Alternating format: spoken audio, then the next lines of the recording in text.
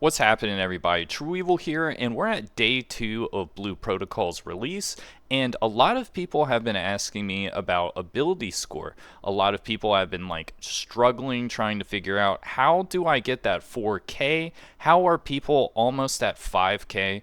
And I'm just going to sort of walk through some things that you can do to make sure that you have the best ability score possible. So without further ado, let's just talk about gear first and how to get it. So the reason I want to talk about gear drops first is that I've been recommending people to get gold gear before they go to Goblin Hard to make sure they have that 4K and above ability score when they start farming it to get that gold gauntlets and gold earrings. And they're like, trueeevil, the only real way to get gold gear today is by doing Goblin Hard. What are you talking about, getting the gear before then? And we're gonna show you how to get that gear first, because I think it's really essential to get gold gear before you farm for the gold gauntlets and earrings today, and the possibility of a gold weapon, but that's a very rare drop which you might not get. So let's talk about how you can get a gold head necklace like I did today. World bosses are going to be the best way to get legendary golden gear today, because they are able to get gear that doesn't drop off Goblin Nest Hard, which is the only available dungeon right now. And the biggest thing that you're going to want to do when you farm these world bosses and use your keys for the drops is that the most keys you have is 4 right now, so you want to prioritize world bosses that drop legendary gold gear, and do not drop the gear that drops in Goblin Nest, because Goblin Nest you can farm infinitely, but you can't farm world bosses infinitely for loot. And because of that, if you go to something like a Frost Ogre, you look at the drops, only drops purple, so you're not going to use your keys for this. And if you go to Incubator, the drops are legendary, but it's the same items that drop from Goblin Nest, so you're not going to use your keys for that. What you're going to want to use your keys on is Arachno Crab, because this is going to drop helmets and necklaces. And then you can also go to Brigand Leader and get rings and chests. Those are going to be the 2 biggest ones that you're going to want to farm, and hopefully you still have the world boss keys from day 1. If not, it's not the biggest thing in the world. But if you're able to get 4 gold legendary pieces of gear from world bosses, that means you have 6 golden gear slots, and you're going to have probably one of the highest ability scores in the game. So definitely make sure that you use your world boss keys to prioritize this on those very early days. Now let's talk about some other things that are important as well.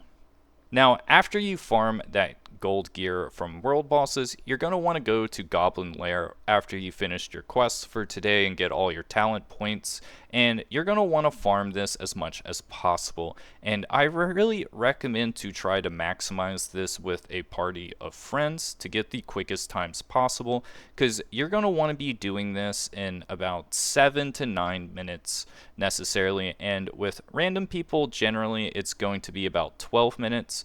And I'm going to give some tips to really maximize the time that you do this, because you want to get these reforged stones and upgrading it to make the runs quicker and quicker, but also you want to just know how to do this as quickly as possible. And there's a couple of tips that I'm going to give you that is just going to make these runs much quicker. After doing Goblin Lair hard with a couple of random parties and then with my friends, I will say the biggest tip to lower your time down and making this as quick as possible is going to make sure that you do the Pong mechanic with only one person. The reason for this is that you want all your DPSs to be going at the same time, because if your DPS is doing this boss mechanic, well, the DPS is going to be going down. So definitely keep all 3 DPSs on this, and I recommend only one person doing the mechanic, and I recommend the healer to do it.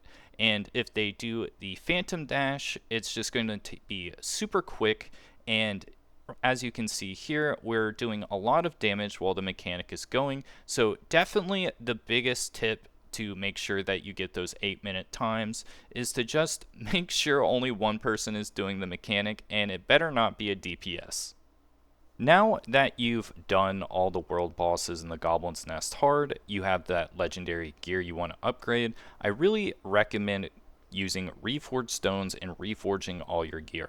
And I recommend doing it even on your purple gear as well. And you might think it's bad to do it on the purple gear, but it's perfectly fine in my opinion, because if you go into the descriptions, a big thing to note is when you dismantle a gear, you get your reforged stones fully refunded. So you can fully put them into your purple gear and get them back when you get that legendary gear upgrade. So perfectly fine to just use all your reforged stones, get the best ability score possible.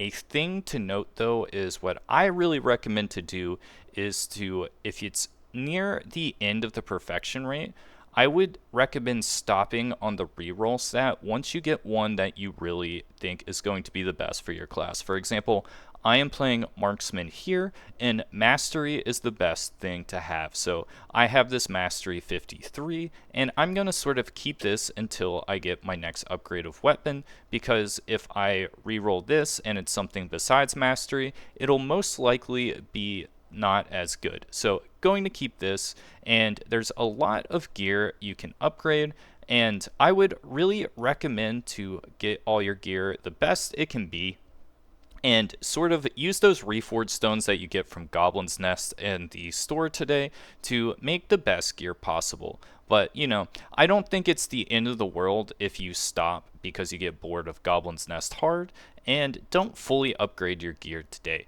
But if you do keep upgrading, you're going to have almost a 5,000 ability score, especially if you do get the gold weapon drop. But I will note that the gold weapon drop is extremely rare, so not many people will have it. So this is the best way to make sure you have that 4,500 to 5,000 ability score. Let's talk about the just like some general notes now to end the video to get ready for the next couple days.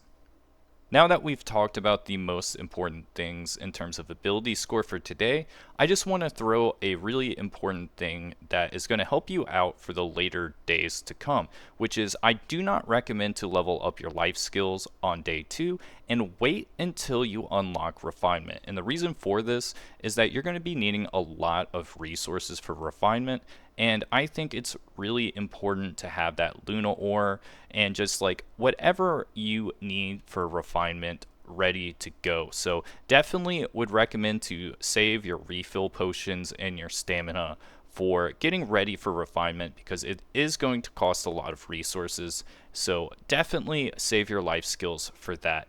I do think gem crafting is going to unlock at a later date, so definitely prioritize refinement first and then go to gem crafting. So that's all I want to say today. Hope everyone's having a great time with Blue Protocol, and I am definitely going to keep covering this game. Let me know if there is something specific that you want to be covered, and I'll be sure to cover that tomorrow. So see you guys next time with another Blue Protocol video.